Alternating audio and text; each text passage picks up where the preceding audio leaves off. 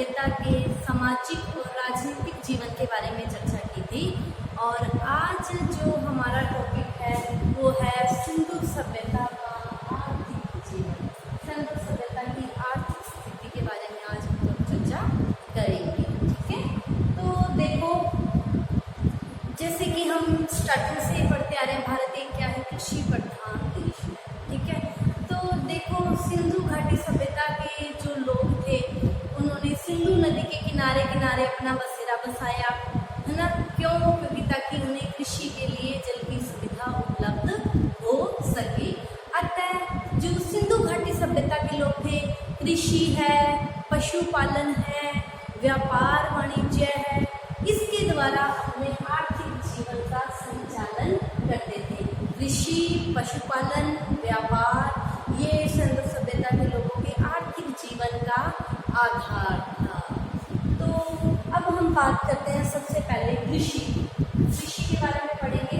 तो देखो, विद्वानों का जो मानना है, वो लोग विद्वान लोग क्या कहते हैं कि सिंधु सभ्यता के लोग बाढ़ उतर आने पर अर्थात नवंबर के महीने में बीज बो देते थे और अप्रैल के महीने में फसल को काट लेते थे। देखो, सिंधु सभ्यता की जब खुदाई हुई तो खुदाई के दौरान हमें किसी भी हल के अवशेष नहीं मिले हैं। सिंधु घाटी सभ्यता की खुदाई में हल के अवशेष नहीं मिले हैं। मात्र पूर्व हड़प्पा कालीन जो कालीबंगा नामक स्थान है, वहां से हमें लकड़ी के हल के संकेत मिलते हैं। वहां हमें क्या मिला हुआ है? एक जुता हुआ खेत मिला है। क्रीडो मतलब जो हल जोतते हैं तो क्रीडो लाइनिंग सी नहीं बन जाती, जोतते हैं तो वो जो हंसिया होता है उससे क्या है, वो जो जमीन में गड़ता है, हल जोतते हैं तो उससे क्या है, लाइनिंग बन जाती है। तो कालीबंगा जो पूर्व हड़प्पा कालीन स्थल है, वहां से हमें जुते हुए खेत के जो साक्ष्य मिले हैं, उसके आधार पर कह सकते हैं कि ये लोग खेती करते थे, हल चलाते थे और लकड़ी के हल का प्रयोग करते थे। लकड़ी के हल का प्रयोग करते थे और पकी हुई फसल को काटने के लिए ये लोग पत्थर के हंसिए का प्रयोग करते थे। और क्या कहा गया है, जो सिंधु सभ्यता के लोग थे वो 9 प्रकार की फसलों के हमें संकेत मिले हैं कि 9 प्रकार की फसलें ये लोग उत्पादित करते थे। 9 तरह की फसलें। ठीक है, और क्या मिला है, क्या जो यूनानी लोग हैं उन्होंने जो कपास है, सिंडोन की उत्पत्ति, कपास को क्या कहा है, सिंडोन। यूनानी लोगों ने सिंडोन की उत्पत्ति कहाँ से बताई है, सिंध से बताई है। मतलब सबसे पहले कपास किन लोगों ने पैदा किया था, इन्हीं सिंधु सभ्यता के लोगों ने सबसे पहले कपास की खेती की थी। इसीलिए यूनानी लोगों ने सिंडोन की उत्पत्ति सिंध से बताई है। इसके अलावा जो लोथल नामक स्थल है, वहां से हमें क्या मिले हैं, चावल के अवशेष मिले हैं। लोथल से क्या मिला है, चावल के अवशेष मिले हैं, जो 1800 ईसा पूर्व का संकेत है कि ये लोग चावल का प्रयोग करते थे। यहाँ से क्या मिला है, चावल के अवशेष मिले हैं। ठीक है, तो ये था सिंधु सभ्यता की कृषि। अब बात आती है पशुपालन। देखो, सिंधु सभ्यता की खुदाई से हमें जो मोहरें मिली हैं, उन पर विभिन्न पशुओं का अंकन मिलता है। कहीं भी मोहर में हमें गाय की आकृति खुदी हुई, सिक्के पर या मोहर पर खुदी हुई गाय की आकृति नहीं मिली है।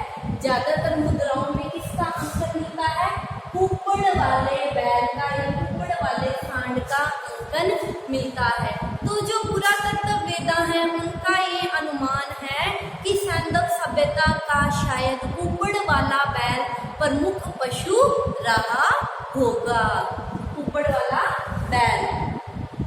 ठीक है, और अब बात आती आती है अन्य जानवरों के बारे में अगर पढ़ते हैं तो पहले हो गया कुबड़ वाला बैल जो इनका प्रमुख पशु था। इसके अलावा हमें घोड़े के अस्तित्व भी मिले हैं। मोहनजोदड़ो के ऊपरी स्तर से हमें घोड़े के अवशेष मिलते हैं और सुरकोटगढ़ से भी हमें घोड़े के अस्थि पिंजर मिलते हैं। तो लोथल से भी हमें घोड़े के बारे में जानकारी मिलती है।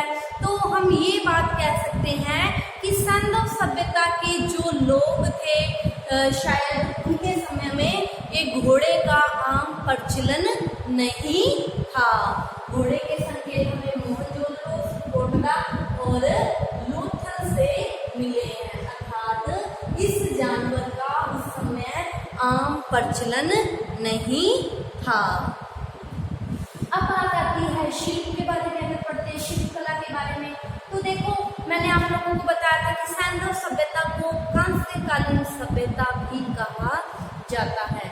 देखो इन लोगों ने क्या किया था, तांबा और टिन दोनों को मिलाकर कांसा तैयार करते थे।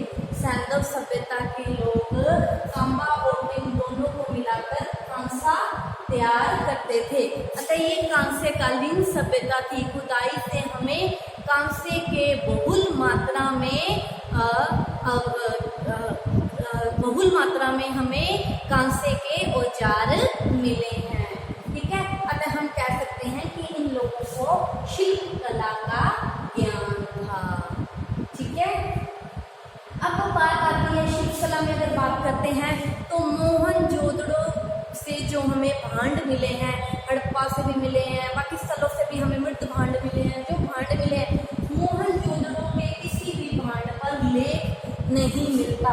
हड़प्पा के जो भांड मिले हैं, हड़प्पा सभ्यता की खुदाई से जो भांड मिले हैं उन पर क्या है, लेख लिखे हुए हैं, लेकिन हम उनकी लिपि को क्या है अभी तक पढ़ नहीं पाए हैं। हड़प्पा से हमें लेख युक्त भांड मिले हैं और कई भांड पर हमें क्या है, मानव की आकृतियां भी मिली हैं। अतः हम लोग कह सकते हैं कि ये लोग शिल्प कला में दक्ष थे। अब बात आती है व्यापार की। तो ये देखो स्थलीय मार्ग और जलीय मार्ग दोनों मार्गों का प्रयोग व्यापार वाणिज्य के लिए करते थे। तो अगर हम स्थलीय मार्ग की बात करते हैं तो स्थलीय मार्ग में अफगानिस्तान और ईरान के साथ इनका व्यापार था। अगर हम जलीय मार्ग की बात करते हैं तो मकराना के साथ, और बहरीन द्वीप एक ऐसा द्वीप था जो इन दोनों के मध्य बिचौलिए का काम करता था। और देखो जो इनका व्यापार था, वैसे तो हमें मोहरें मिली हैं, कालीबंगा, हड़प्पा, मोहनजोदड़ो, यहाँ से कुछ ऐसी मोहरें मिली हैं जो राजमुद्रा है, जिसके ऊपर एक राजकीय चिन्ह मिलता है। लेकिन ये लोग, हड़प्पा के जो लोग थे, वस्तु विनिमय ही इनके व्यापार का प्रमुख आधार था। अर्थात ये लोग जो व्यापार वाणिज्य करते थे ये वस्तु विनिमय के आधार पर करते थे। वस्तु के बदले में वस्तु का लेन देन होता था। ठीक है, अगर हम व्यापार की बात करते हैं, ईरान की बात आ गई। ठीक है, तो मेसोपोटामिया की भी बात कर लेते हैं। तो देखो मेसोपोटामिया से हमें क्या मिली है, सिंधु सभ्यता की मोहरें मिली हैं, और सिंधु सभ्यता से क्या है, मेसोपोटामिया की मोहरें मिली हैं। ठीक है, तो जो हमें मेसोपोटामिया की मोहर मिली है उसके ऊपर एक ठीकरे के ऊपर मेहलुआ बना हुआ है कि जो मेसोपोटामिया सभ्यता के लोग थे वो मेहलुए के साथ व्यापार करते थे। यहाँ पर मेहलुए का समीकरण किससे किया गया है, सिंधु सभ्यता के लोगों के साथ किया गया है। यहाँ पर सुमेरियन सभ्यता की एक मोहर मिली है जिसके ऊपर एक ठीकरे के ऊपर ये लिखा हुआ है, मेहलुए का अंकन मिलता है कि नाव बनी हुई है कि लोग मेहलुए के साथ व्यापार करते थे। सुमेरियन ढंग की एक मुद्रा मिली है। ठीक है, उसके ऊपर एक ठीकरे के ऊपर क्या है, नाव के ऊपर मेहलुए के साथ व्यापार का अंकन मिलता है। यहाँ पर मेहलुए का समीकरण सिंध के लोगों से है कि सुमेरियन सभ्यता के लोग सिंध सभ्यता के साथ व्यापार वाणिज्य करते थे। ठीक है, तो ये लोग जलीय व्यापार भी करते थे और थलीय व्यापार भी करते थे। और व्यापार का जो आधार था वस्तु विनिमय, ये व्यापार का आधार था। वस्तु के बदले में वस्तु लेना देना, यही इनके व्यापार का एक आधार था। ठीक है, इसके अलावा लोथल से हमें फारस की भी मोहर मिली है और बेलनाकार मोहरें भी मिली हैं। तो हमें पता चलता है कि सिंधु सभ्यता के लोग व्यापार वाणिज्य में दक्ष थे। इसीलिए कुछ इतिहासकारों का ये मानना है कि जो सिंधु सभ्यता का जो राजनीतिक शासन था वो वणिक वर्ग के हाथों में ही था।